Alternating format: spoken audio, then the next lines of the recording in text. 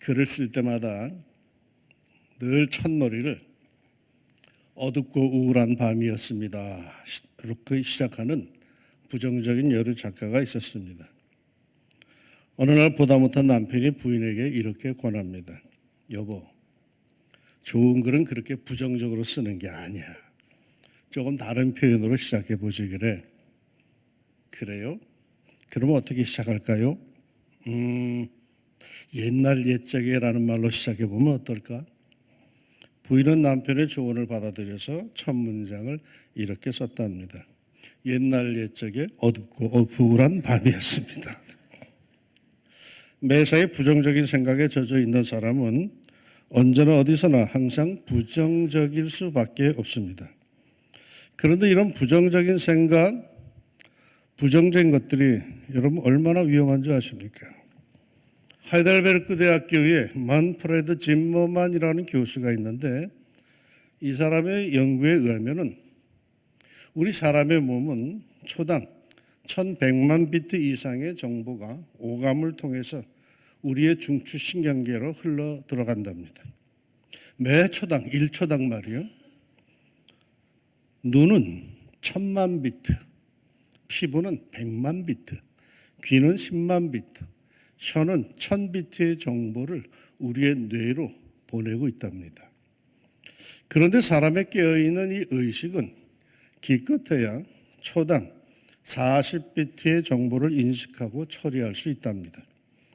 이는 외부에서 들어오는 정보의 28만 분의 1밖에 안 된다죠. 외부에서 들어오는 정보의 양이 아주 축구장만하다면 의식적으로 인식하고 처리하고 기억할 수 있는 정보의 양은 성냥갑 크기만 밖에 안 된답니다. 그러면 이 많은 정보 속에서 우리는 어떤 것을 택하고 있는 걸까요? 그 사람이 좋아하고 흥미를 느끼고 관심을 가지고 있는 정보만이 그 사람의 의식에 각인이 되고 기억될 뿐이랍니다. 길거리에 수많은 사람이 스쳐 지나가도 누가 지나갔는지 모르지만은 조금만 안면이 있는 사람이면 눈에 금방 띕니다. 별 의식이 없이 수많은 광고문은 스쳐 지나가는데 내게 꼭 필요한 것은 눈에 확 띕니다. 그 빽빽한 신문 기사 중에 내 눈에 제일 크게 들어오는 활자들은 왕십리, 교회, 예수, 성도, 목사, 장로 이런 단어들입니다. 왜요? 내 마음에 꽉 차 있는 것들이며 절박한 것들이기에 그러합니다.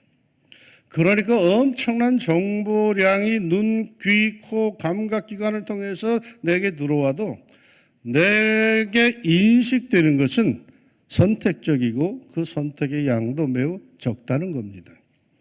그러기에 부정적인 사고보다 긍정적 사고가 더 좋다라는 말이 힘을 받습니다.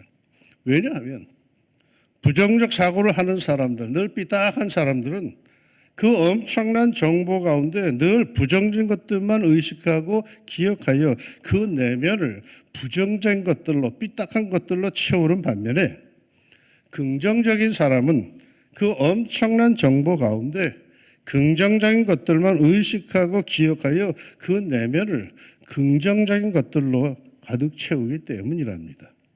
그러니 일부러라도 부정적 사고, 부정적 태도보다 긍정적 사고, 긍정적 태도를 갖고 사는 것이 훨씬 지혜로운 자세입니다. 밝고 맑은 문화 속에 사는 것이 더 옳습니다. 어제 우리는 어두운 귀신 문화 할로윈데이 축제보다 빛의 자녀들의 축제인 할렐루야 나이트 축제를 교회학교에서 했습니다. 아이들의 의식 속에 어릴 때부터 어두움보다는 밝음을 심어주기 위해서였습니다. 긍정적인 바른 태도에서 바른 행동이 나오고 바른 행동을 통해서 바른 삶이 나오죠. 괴기스럽고 추한 문화보다는 맑고 밝은 문화 속에서 우리의 자녀들을 키워야 되지 않겠습니까? 그만큼 우리의 삶의 태도라는 게 이게 굉장히 중요한 겁니다. 오늘 읽은 짧은 본문 속절 매우 중요한 삶의 태도를 말해주고 있는 거죠. 세계 모든 그리스도인들이 삶의 기본으로 삼는 아주 귀한 말씀이죠. 성도는 이렇게 살라고 가르쳐 줍니다. 이것이 그리스도 예수 안에서 너희를 향하신 하나님의 뜻이니라. 하나님께서 원하시는 이 땅의 모든 성도들이 가져야 할 삶의 기본 태도, 의식이라고 합니다. 뭡니까? 무엇보다 항상 기뻐하라입니다. 어떻게 항상 기뻐할 수 있습니까? 가끔 기뻐하라 하면 할 수 있는데 어떻게 항상 기뻐할 수가 있습니까? 비결이 있겠죠? 어느 추운 겨울밤 술이 잔뜩 취한 한 남자가 교회 문을 쾅쾅쾅 두드립니다. 관리 집사님이 잠결에 그리고 매우 귀찮은 표정으로 창문을 열고 소리 지릅니다. 누구요? 예수님을 만나러 온 사람입니다. 그저 집사님은 그가 술주정뱅이인 줄 알고 상대하지 않으려고 창문을 휙 닫으면서 이렇게 소리쳤답니다. 그런 양반 여기 안 계세요? 예수님이 없는 교회, 예수님이 없는 마음에는 기쁨이 없죠. 사도 바울이 일러줍니다. 주 안에서 항상 기뻐하라. 내가 다시 말하노니 기뻐하라. 주 안에서 항상 기뻐하라는 겁니다. 그러니까 항상은요, 주 안에서 가능한 겁니다. 모든 것이 순탄할 때 기뻐하는 것은 당연하죠. 사업이 잘 되고 승진하고 시험에 합격하고 일이 잘 풀리고 가족들이 무탈하며 아이들이 잘 자라고 성적이 좋을 때는 누구나 기뻐할 수 있습니다. 그야말로 주 밖에서 기뻐할 수 있습니다. 그러나 실패하고 일이 뜻대로 되지 않고 손해나고 사고가 나고 몸이 아프고 고난이 다가올 때 그때 기뻐하는 것은 주 밖에서는 어려운 일이죠. 주 안에서 가능한 일이죠. 바울 사도로부터 본문의 서신을 받고 있는 데살로니가 교인들, 사실 이 사람들은 기뻐하기는 매우 어려운 문제를 안고 있었던 사람들입니다. 데살로니가 교인들은 아주 심각한 박해를 받고 있었습니다. 초대교회에서 핍박받는 교회의 대명사가 데살로니가 교회입니다. 데살로니가 교회는 경제적으로도 굉장히 어려운 교회였습니다. 대부분의 교인들이 너무나 가난했어요. 이렇게 핍박을 받고 당장 살아갈 길이 막막한 가운데 기뻐하는 것, 그것도 항상 기뻐하라는 것, 이거 결코 쉬운 일이 아니었죠. 그런데 사정이 이럼에도 불구하고 주님께서는 데살로니가 교회 성도들에게 기뻐하라고, 항상 기뻐하라고, 항상 웃으며 살라고 말씀하십니다. 그리고 우리들에게도 웃으며 살라고 말씀하시고 있죠. 어디에서? 주 안에서요. 주 안에서. 순종할 수 있습니까? 기쁨에는 두 종류가 있습니다. 하늘에 속한 기쁨과 땅에 속한 기쁨, 절대 변하지 않는 기쁨과 쉬 변하는 기쁨, 내 삶 속에서 일어나는 일에 의해 흔들리는 기쁨과 그 어떤 경우에도 흔들리지 않는 기쁨이 있습니다. 성경은 말이죠, 늘 우리로 하여금 하나님을 바라보라 합니다. 하나님이 주시는 영원한 복과 은혜와 기쁨을 바라보라 하십니다. 장차 받을 영광을 바라보라 합니다. 지금 얻은 그걸 바라보라 하는 게 아니라 앞을 바라보라는 것, 주님을 바라보라는 것, 그러면 항상 기뻐할 수 있다는 겁니다. 그것이 바로 주 안에서의 기쁨입니다. 예수님도 이와 유사한 말씀을 하셨죠. 평안을 너희에게 끼치노니 곧 나의 평안을 너희에게 주노라. 내가 너희에게 주는 것은 세상이 주는 것 같지 아니하니라. 너희는 마음에 근심하지도 말고 두려워하지도 말라. 세상이 주는 평안이 있고 예수님이 주는 평안이 있다고 분명히 갈라서 구분해서 주님은 말씀하셨어요. 우리 성도들의 평안, 기쁨은 어디 있다? 주 안에 있다는 거예요. 주님이 주시는 거라는 거예요. 삶의 초점을 우리가 하나님께 두고 하나님의 약속, 하나님의 말씀에 두고 삽시다. 그것이 주 안에 사는 것입니다. 주 안에 살 때 항상 기뻐할 수가 있습니다. 미국 세인트루이스를 여행하던 어느 변호사가 주일날 아침에 예배를 드려야겠기에 교통경찰관에게 교회를 소개해달라고 했습니다. 소개받은 교회를 찾아가다 보니까 도중에 몇 개의 교회가 눈에 띕니다. 예배를 마치고 돌아가는 길에 이 변호사는 그 교통경찰을 다시 만났습니다. 그래서 묻습니다. 가까운 교회도 많은데 왜 굳이 그 교회를 자신에게 소개했는지를 물었습니다. 예, 경찰이 이렇게 대답했답니다. 어느 교회가 좋은 교회인지 사실 저는 가보지를 못했습니다. 그러나 일요일 아침마다 교통정리를 하면서 보니까 그 교회에서 나오는 교인들의 표정이 가장 밝고 기뻐 보였습니다. 그래서 제가 그 교회를 소개한 겁니다. 어떤 교회가 좋은 교회이고 어떤 성도가 좋은 성도일까요? 예배 마치고 나오는 교인들의 얼굴에 기쁨이 있고 감사가 있고 찬양이 있다면 그 교회는 좋은 교회요. 그런 성도는 좋은 성도인 줄로 믿습니다. 지금 여러분의 표정 같은 교회 말이야. 그게 좋은 교회야. 오늘 예배를 마치고 교회 문을 나서면 인상 찡그리지 말고 활짝 웃으며 나가십시오. 그 얼굴에 하나님께서 햇살 같은 복을 내려주실 줄로 믿습니다. 그리고 성도는 말이요, 쉬지 않고 기도해야 한답니다. 앞에서와 마찬가지로 여기서도 중요한 것은 쉬지 않고입니다. 쉬지 않고. 어떻게 사람이 쉬지 않고 기도할 수 있습니까? 맨날 노는 백수를 제외하고 쉼은 너무나 필요한 거죠. 그래도 오늘 본문은 쉬지 말고라고 합니다. 그러니까 가만 생각해 보니까 오늘 말씀을 통해서 우리가 알 수 있는 것은 기도는 일이나 노동은 아닌 것 같아요. 주님께서 기도가 일이나 노동이라고 여기셨다면 쉬엄쉬엄 쉬어가면서 하라라고 하셨을 겁니다. 주님은 기도를 어떤 것으로 보셨기에 쉬지 말라고 하셨을까요?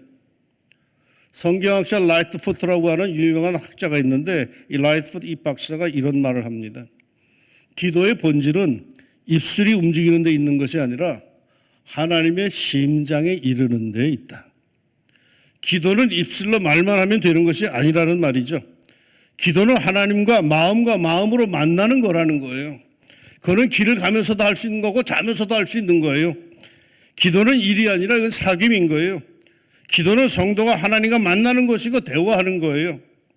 언제 어디서나 계신 무소부재의 하나님을 생활 속에서 경험하고 누리는 성도, 언제 어디서나 주님의 임재를 느끼고 주님과 함께하는 성도는 쉬지 않고 주님과 대화할 수 있죠.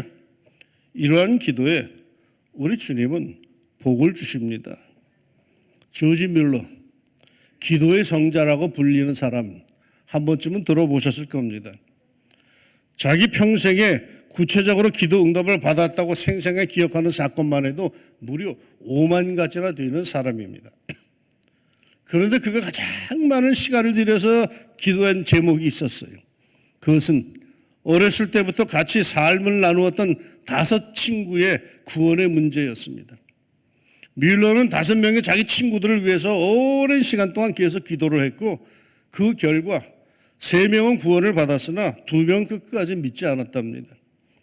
뮬러는 이 2 친구의 구원을 위해서 무려 52년 동안이나 기도했지만 헛수고였습니다.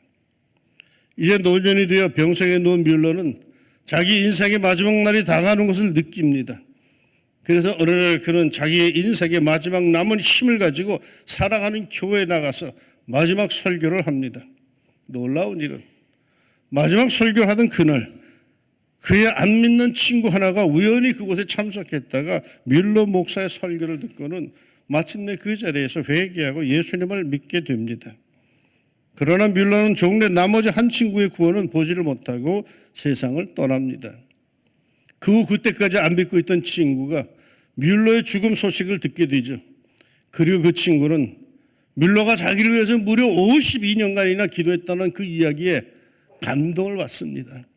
그리고 그가 죽은 바로 그 해에 결국 예수님을 영접했답니다. 그 후에 그 친구는 전 영국을 순회하면서 이런 간증을 했답니다. 뮬러 목사님의 기도는 모두 응답이 되었습니다. 제가 뮬러 목사님의 그 최후의 기도 응답입니다. 여러분, 기도는 하나님의 기적을 부릅니다. 왜 나한테는 그런 기적이 없을까요? 기도하지 않으니까 없죠. 기도하세요. 늘 기도하시기 바랍니다. 항상 여러분과 함께 계신 하나님의 임재를 믿고 그에게 여러분의 모든 사정을 구하고 그분과 대화하는 가운데 여러분의 삶에도 주님의 놀라운 역사가 일어나기를 바랍니다. 쉬지 말고 기도하는 가운데 쉬지 않는 하나님의 능력과 기적이 여러분의 삶 속에 이어지기를 축원합니다. 마지막으로 하나님께서 원하시는 성도의 바른 삶의 자세는 범사에 감사하는 거죠.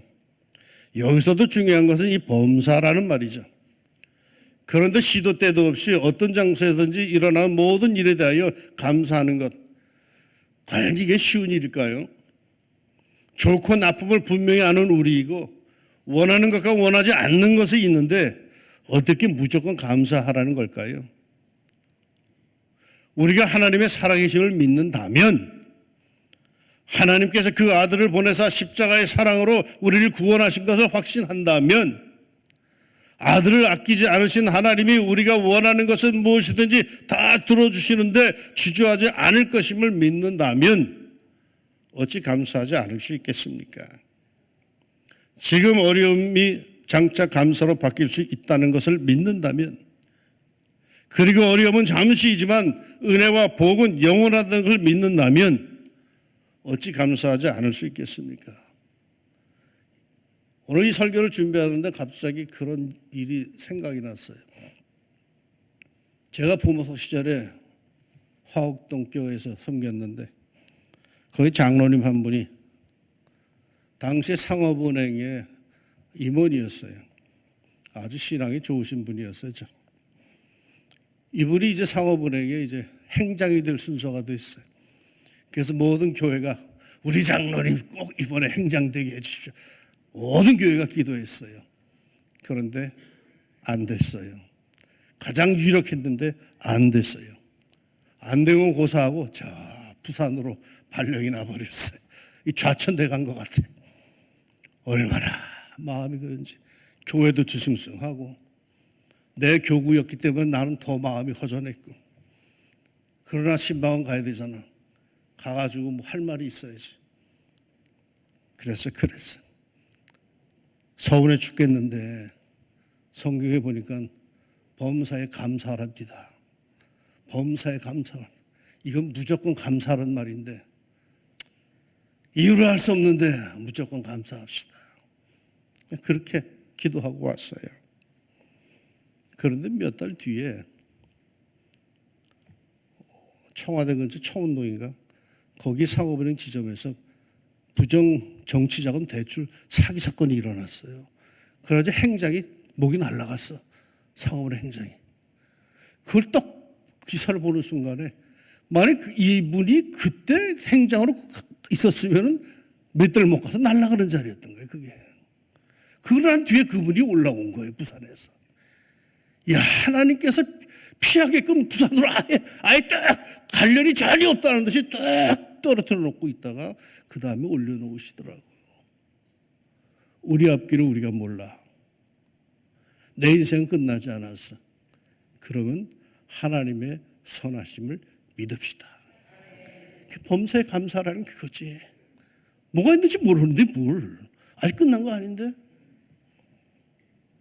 어떤 미국의 실험인이 100만 번의 감사라는 제목의 책을 발간을 했어요. 그 책의 내용은 다른 말은 하나도 없고 다만 하나님 감사합니다, 하나님 감사합니다라는 말만 100만 번이 쓰여 있을 뿐이랍니다. 해외 토픽에 있었던 것 같더라고요. 이 사업가는 하나님께서 자신에게 베푸신 은혜가 너무 감사해서 하나님 감사합니다라는 말만 100만 번을 적었대요. 여러분은 하나님 향해서 과연 몇 번이나 감사해 보셨습니까? 그리고 우리는 남은 생에 과연 얼마나 감사할 수 있겠습니까? 그 미국의 기업인처럼 만약 우리가 남은 날 동안 100만 번의 감사를 하려고 한다면 하루에 감사라는 말을 몇 번이나 해야 할까요? 아마 우리들은 무슨 일이 일어나든지 어떤 사람을 만나든지 우리는 하루 종일 감사라는 말을 입에 달고 살아야 할 겁니다. 주님 감사합니다. 주님 감사합니다. Thanks Lord. 주님 감사합니다. 그랬을까요? 감사라는 말을 입에 달고 사는 종교인을 찾으면 전부가 기독교인들이에요. 불교 신자 감사나 말 잘 안 쓰더라고. 천주교인조차도 그렇더라고. 칼 힐튼이라고 하는 사람이 행복의 조건은 그 첫째가 감사라고 하면서 다음과 같이 말을 합니다. 감사하라. 그러면 젊어지리라. 감사하라. 그러면 기쁨이 있으리라. 감사하라. 그러면 행복하리라. 다음 주는 추수감사주일이에요. 여러분의 최대의 감사를 표현합시다. 마음에 주님을 향한 감사를 가득 담고 오십시오. 얼굴에 그 감사를 가득 표현하면서 찾아오십시다. 큰 감사의 큰 은총, 큰 감사의 큰 복이 있을 줄로 믿습니다. 오늘 본문은 우리에게 기뻐하라, 기도하라, 감사하라 말씀합니다. 그런데 꼭 붙어 있는 것이 있죠. 항상 쉬지 말고 범사에 그렇게 하라는 겁니다. 이 말씀을 제일 먼저 받았던 데살로니가 교회 성도들, 이 말씀을 받아들이기 정말 어려웠을 겁니다. 예수 믿는 것 때문에 견딜 수 없는 핍박을 받는 상황에서 그것 다 당장 먹고 살 길이 막막한 가난 가운데서 어떻게 기뻐하고 감사할 수 있겠습니까? 그러나 성도들이 이 말씀을 하나님의 말씀으로 믿고 받아들였을 때에 그들은 극심한 핍박 속에서도 기뻐할 수 있었고 찢어질 듯이 가난한 상황 속에서도 기도하고 감사할 수 있었습니다. 어려움 속에서도 풍부한 삶을 살 수가 있었습니다. 사랑하는 여러분, 태도가 삶을 바꿉니다. 삶에 문제가 많으십니까? 태도를 바꿉시다. 하나님의 은혜와 긍휼, 축복을 얻을 성도의 삶의 자세로 태도를 바꿉시다. 그러면 우리의 삶의 현장은 축복의 땅, 가난으로 바뀔 겁니다. 오늘부터 무슨 일을 만나든지 기뻐하고 어떤 상황 속에서도 기도하며 범사에 감사하며 살아간다면 우리의 삶은 정말 바뀔 겁니다. 우리의 삶 속에 마침내 모든 것이 합력하여 선을 이루는 큰 은혜와 복이 있을 겁니다. 태도가 삶을 바꿉니다. 오늘의 하나님의 말씀을 우리가 함께 고백하며 말씀을 마치려고 합니다. 한번 같이 고백합시다. 항상 기뻐하라. 쉬지 말고.